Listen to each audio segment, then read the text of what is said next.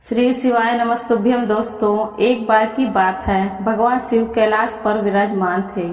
तभी नारायण नारायण का जाप करते हुए नारद जी भगवान शिव के पास पहुंचते हैं और कहते हैं, प्रभु आप संसार की हर कीमती बातों को जानते हो, आप ही मनुष्य के दुख हरता हो तथा आप ही संसार के कल्याणकारी हो। प्रभु मैं आपसे एक प्रश्न जानना चाहता हूँ। भगवान शिव कहते हैं, नारद आपके मन में जो भी प्रश्न है आप निसंकोच होकर पूछ लीजिए, हम आपके प्रश्नों के उत्तर अवश्य ही देंगे। तभी नारद जी कहते हैं, प्रभु मैं यह जानना चाहता हूँ कि कुत्ते को रोटी खिलाने से मनुष्य को कौन सा फल मिलता है। नारद जी कहते हैं कि प्रभु अक्सर मनुष्य कई मौकों पर कुत्ते का नाम लिया करते हैं। किसी को गाली देते हैं तो उनकी जुबान पर कुत्ते का नाम आता है। वह मनुष्य गाली तो आदमी को देते हैं पर नाम कुत्ते का बदनाम होता है। तो क्या कुत्ते का जीवन इतना गैर गुजरा है। प्रभु भगवान शिव कहते हैं, नारद कुत्ते को रोटी खिलाने से मनुष्य को 8 फायदे होते हैं तथा जो भी मनुष्य इन फायदों को समझ ले उसका जीवन धन्य हो जाता है और उसके जीवन में कभी दुखों का पहाड़ नहीं टूटता है। जो भी मनुष्य पृथ्वी लोक पर कुत्ते को रोटी खिलाता है उसे यह 8 फायदे अवश्य होते हैं और वह जीवन भर दुखी नहीं रहता है। उसे मृत्यु के बाद मोक्ष की प्राप्ति होती है। तो दोस्तों, वह 8 फायदे कौन से हैं, आइए जानने की कोशिश करते हैं। भगवान शिव कहते हैं, नारद एक बार एक कुत्ता था। वह बहुत ही लाचार था और भूखा प्यासा था। वह गांव के सभी के घर घर जाता था किंतु उसे कोई भी एक टुकड़ा रोटी नहीं देता था। वह भूख का मारा इधर उधर भटकता रहता था। तभी घूमते घूमते एक दिन वह एक नदी के किनारे एक ब्राह्मण के आश्रम के पास पहुंचता है और ब्राह्मण से कहता है कि ब्राह्मण देव, हमें लगता है कि आप बहुत ही बुद्धिमान और ज्ञानी ब्राह्मण हैं, इसलिए मैं आपसे एक रोटी मांगता हूँ। मैं 3 दिन से भूखा हूँ, मुझे कुछ भोजन मिल जाए तो मेरी भूख शांत हो जाती। ब्राह्मण कुत्ते से कहता है कि क्या तुम्हें इस गांव में किसी ने 3 दिन से एक रोटी का टुकड़ा नहीं दिया। कुत्ता ब्राह्मण से कहता है कि हे ब्राह्मण देव, मैं तुम्हें क्या बताऊं, तुम मेरी बातों पर यकीन नहीं करोगे। ब्राह्मण कहता है, तुम अपनी बातें हमें बताओ, तुम बहुत लाचार दिखाई पड़ते हो, हम तुम्हारी बातों पर विश्वास अवश्य करेंगे। वह कुत्ता ब्राह्मण से कहता है कि हे ब्राह्मण देव, इस गांव के लोग हम पर रहम नहीं करते हैं। हमारा कोई घर नहीं होता, हमारा कोई आश्रय नहीं होता, कमा के हमें खाना खाना नहीं आता, हमें वस्त्र भी पहनने का ज्ञान नहीं है, इसलिए सर्दी गर्मी बरसात में हम ऐसे ही घूमते रहते हैं, हमें पढ़ना लिखना नहीं आता है। भगवान शिव कहते हैं, नारद वह कुत्ता कहता है कि ब्राह्मण देव, आपकी तरह हमें अनुशासन नहीं आता, हमें आपकी तरह बोलना नहीं आता, यह हमारा दुर्भाग्य ही समझिए। पर हमें आपकी तरह भूख भी लगती है, चोट लगने पर हमें आपकी तरह पीड़ा भी होती है, हमें आपकी तरह रोना भी आता है। बस इन्हीं 3 कामों में हम आपकी बराबरी कर सकते हैं, इसलिए हम पर दया कीजिए और हमें कष्ट मत दीजिए। ईश्वर ने तो हमें वैसे भी कष्ट देकर ही भेजा है, ऊपर से आप लोग हमें परेशान करते हैं। हम आपकी तरह मनुष्य नहीं हैं पर पराधीन जीव है।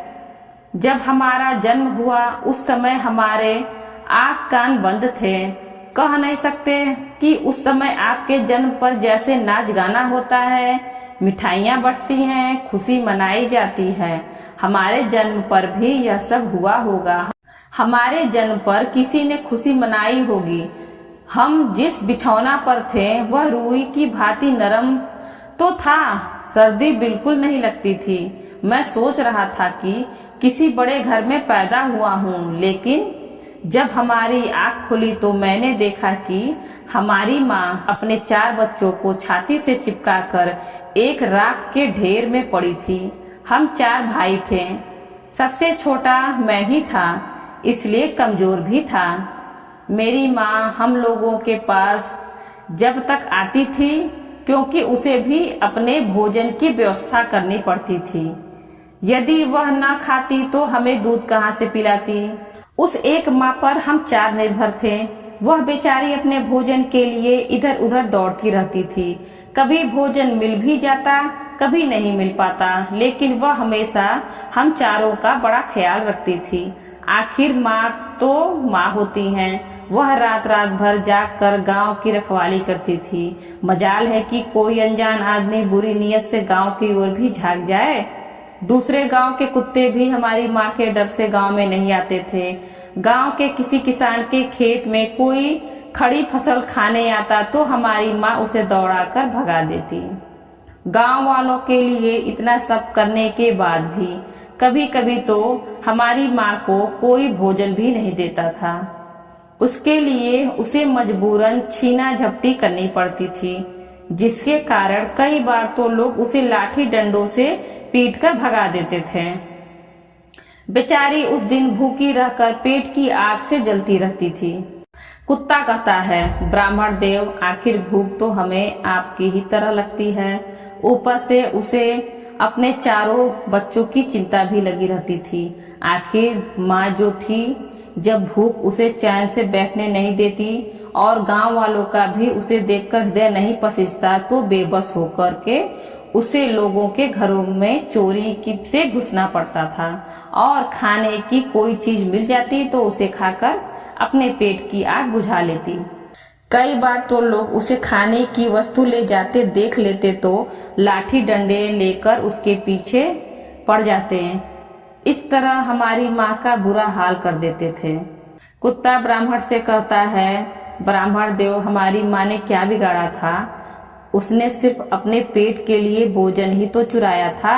चोरी करने का हमें कोई शौक नहीं, पर पापी पेट हमें यह सब करने के लिए मजबूर कर देता है। एक दिन की बात है, बड़ी ठंडी बरसात हुई, ओले पड़े थे, ठंडी हवा चल रही थी। उस ठंड में ठिठुर कर हमारे 2 भाई मर गए। उस दिन हमारी माँ बहुत रोई, लेकिन मनुष्य हमारी पीड़ा क्यों समझेगा? उसके बच्चे थोड़ी ही मरे हैं। कुत्ता कहता है, हे ब्राह्मण देव, अब हम सिर्फ 2 भाई रह गए हैं। हमारी माँ हम लोगों की अच्छे से देखभाल करने लगी थी। एक दिन उसी गांव के एक सेठ के घर पर दावत चल रही थी और भोजन में पूड़ियाँ बन रही थी। घर में काफी मेहमान आए हुए थे। हमारी माँ कुछ खाने की तलाश में बार बार उधर जाती, लेकिन लोग उसे दुत्कार कर भगा देते। किसी को उस पर इतना तरस नहीं आया कि एक पूड़ी उस बेचारी को खाने को फेंक दे। एक पूड़ी में उनका क्या जाता। मेरी माँ ललचा ललचा कर रह जाती और वही खड़ी खड़ी देखती रहती। सेठ के आंगन में दावत खाने का सिलसिला चालू हुआ। भोजन परोसा जाने लगा तो मेरी माँ भी वही जाकर पूछ हिलाने लगी। खाना परोसने वाला आदमी जब किसी काम के भीतर गया तो मेरी माँ दबे पांव पूड़ी लेने को चल पड़ी। फिर चारों ओर से लोग चिल्ला चिल्ला कर भगाने लगे। आदमी डंडे लेकर उसके पीछे बड़ी बेरहमी से दौड़े। मेरी माँ वहां से घबराकर भागी, मगर उसे वहां से निकलने का कोई रास्ता नहीं मिला, क्योंकि सामने से लोग डंडे लेकर आ रहे थे। तभी मेरी माँ वहां पर जो लोग भोजन कर रहे थे उनको लांघ कर निकल गई। आगे वह कुत्ता कहता है, ब्राह्मण देव, मेरी माँ अपने निकलने पर इतनी हैरान नहीं थी जितनी कि उन लोगों को देखकर हुई थी जो वहां पर दावत खा रहे थे। वह सब उठकर खड़े हो गए। उन्होंने भोजन करना छोड़ दिया और कहने लगे कि कुत्ते के लांघ जाने के कारण भोजन भ्रष्ट हो गया है। सब एक दूसरे से विचार कर रहे थे कि अब क्या किया जाए, खाना तो सब खराब हो गया। बेचारा वह सेठ फूट फूट कर रोने लगा। कुछ लोग तो यह भी कह रहे थे कि भाई, कुतिया के लांघने से भोजन खराब कैसे हो गया? उसने खाने में मुंह थोड़ी ही डाला है, सिर्फ ऊपर से निकल ही तो गई। और कहने लगे कि शहरों में तो लोग कुत्ते को पालकर घर के अंदर सुलाते भी हैं और खिलाते भी हैं, तो इसमें कोई बुरी बात नहीं है। अगर कुतिया लांघ गई तो भोजन खराब नहीं हुआ है। लेकिन उनमें कुछ लोग ऐसे थे, उन्होंने एक भी नहीं चलने दी। कह रहे थे कि भोजन तो भ्रष्ट हो गया, यह हमारे खाने के लायक नहीं है। आखिरकार उन्हीं की बात मानी गई। अब तो वह सारा भोजन गरीबों में बांट दिया गया। उस दिन तो मेरी माँ को खूब पेट भर के खाना मिला था। ऐसा सुख उसके जीवन में कभी नहीं पाया था, लेकिन वह सुख उसके लिए बड़ी मुसीबत बन गया। वह भोजन करके वहां आराम से लेटी थी, लेकिन उतने में वह सेठ डंडा लेकर वहां आ पहुंचा और उसे बुरी तरह से पीटने लगा। उसे वहां से भागने का कोई अवसर नहीं मिल पाया। डंडों की चोट से वह बुरी तरह चिल्लाने लगी। माँ का विलाप सुनकर भी उस निर्दयी सेठ को उस पर जरा भी रहम नहीं आया। वह उसे कठोरता पूर्वक पीटता जा रहा था और जोर जोर से चिल्ला रही थी। उसका शोर पूरे गांव में सुनाई दे रहा था। तब कुछ लोग आए और उसे समझाकर बोले, भाई जाने दो, भूख में तो आदमी की भी बुद्धि भ्रष्ट हो जाती है। वह तो एक जानवर है, उसे अच्छे बुरे का क्या ज्ञान। अब उसे मारकर आपको क्या मिलेगा? जो होना था वह तो हो गया। लोगों के समझाने के बाद हमारी माँ को पीटना बंद किया। माँ ने आकर सारी कहानी हम दोनों भाइयों को सुनाई। हमने सोचा कि कितना कष्ट भरा है हम कुत्तों का जीवन। आदमी एक रोटी के टुकड़े के बदले एक चोर के जितना पीटता है। धिक्कार है ऐसे लोगों पर जो हम लोगों की पीड़ा को नहीं समझते। भगवान शिव कहते हैं, नारद, वह कुत्ता उस ब्राह्मण से कहता है कि एक दिन की बात है, एक बाहर का मुसाफिर आकर ठहरा हुआ था। उसने अपने भोजन के लिए एक जगह चूल्हा बनाया था और उस पर दाल बनने के लिए रख दी। उसके बाद आटा गूंद कर रख दिया। वह उसी पास में कुएं पर पानी लेने चला गया। इधर कहीं से मेरी माँ भी घूमते हुई वहां पहुंच गई। उसने गुथे हुए आटे को देखा तो सोचा कि शायद इस आटे का कोई मालिक नहीं है। यही सोचकर वह उस आटे को खाने लगी। उधर राहगीर ने कुएं के पास से देखा कि उसका आटा एक कुतिया ने आकर खा लिया है, तो वह बड़ा दुखी हुआ। वह बेचारा माथे पर हाथ धरकर रोने लगा, क्योंकि वह भी 2-3 दिनों का भूखा और थका हुआ था। कुछ लोगों ने उससे कहा, अरे भाई, इसने भी तुम्हारा भी आटा बिगाड़ दिया। कल तो इसने तो सेठ की पूरी रसोई ही बिगाड़ कर रख दी। मुसाफिर दुखी होता हुआ बोला, भाई मुझे क्या मालूम था, यह दुष्ट कुतिया मेरे आटे को खाने के लिए घात लगाए बैठी है। मुसाफिर ने आओ देखा न ताओ लाठी लेकर मेरी माँ के ऊपर टूट पड़ा। उस आटे को ठीक से खा भी नहीं पाई थी, पर उससे ज्यादा उस पर लाठी बरस गई। महीना तक मेरी माँ लंगड़ाती हुई घूमती रही। तब उसे उस दिन समझ में आया कि आदमी कितना खुदगर्ज है। हम उसका कोई कार्य करते हैं तो वह भी हमें नहीं समझता।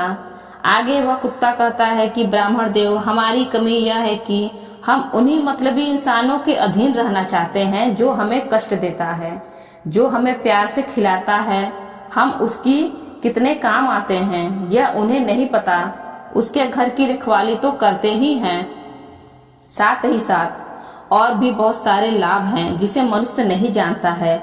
आगे भगवान शिव कहते हैं, नारद, यदि मनुष्य कुत्ते को रोटी खिलाने के फायदे जान जाए तो बहुत से अपने जीवन में होने वाले नुकसान से बच सकता है। नारद, यदि मनुष्य कुत्ते को रोटी खिलाने के फायदे जान जाए तो बहुत से अपने जीवन में होने वाले नुकसान से बच सकता है।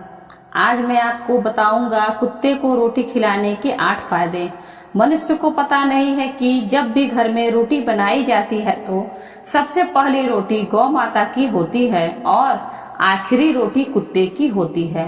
भगवान शिव कहते हैं, नारद, ऐसा ही हमने विधान बनाया था, लेकिन भगवान के बनाए उस विधान को भूलकर मनुष्य अगली और पिछली रोटी स्वयं ही खा जाता है। इसका बहुत बड़ा प्रभाव उसके जीवन पर पड़ता है। कुत्ता वह प्राणी है जिसको रोटी खिलाने से मनुष्यों के जीवन में पड़ने वाले ग्रहों के दोष भी दूर हो जाते हैं।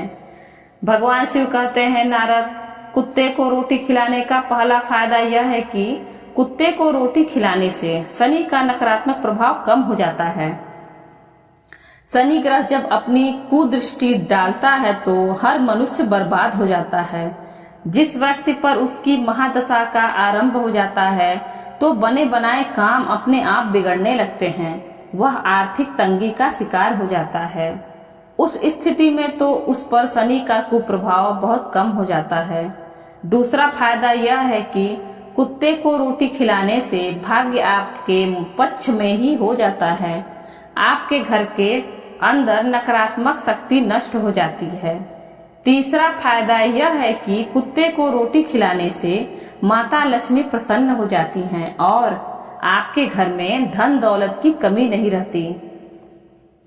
चौथा फायदा यह है कि कुत्ते को रोटी खिलाने से आपके ऊपर कर्ज नहीं चढ़ता और जो पहले से आप कर्जदार हैं उससे भी मुक्ति मिल जाती है। पांचवा फायदा यह है कि कुत्ते को सुबह शाम भोजन देने से आपका व्यापार बहुत अच्छे से चलता है। छठा फायदा यह है कि कुत्ते को रोटी देने से आपकी आयु में वृद्धि होती है और अटका हुआ धन वापस मिल जाता है। और सातवां फायदा यह है कि कुत्ते को रोटी देने से हमेशा आपका स्वास्थ्य अच्छा बना रहता है और मानसिक रूप से आप मजबूत रहते हैं। मन ऊर्जावान रहता है, अच्छे विचार आपके मन के अंदर आते हैं जिससे भगवान प्रसन्न रहते हैं, क्योंकि भगवान को समस्त जीवों की, समस्त प्राणियों की चिंता रहती है और जो समस्त जीवों पर दया दिखाता है भगवान भी उस मनुष्य से हमेशा प्रसन्न रहते हैं। भगवान की कृपा सदैव उस परिवार पर बनी रहती है। दोस्तों, वीडियो अच्छी लगी हो तो वीडियो को लाइक करें और ज्यादा से ज्यादा अपने मित्रों के साथ शेयर करें और बेल आइकन दबाना ना भूलें, जिससे आगे आने वाले वीडियो की नोटिफिकेशन आपको सबसे पहले मिल सके। और इसी तरह के वीडियो देखने के लिए हमारे चैनल हिंदी कहानी नई पुरानी को सब्सक्राइब करें। धन्यवाद।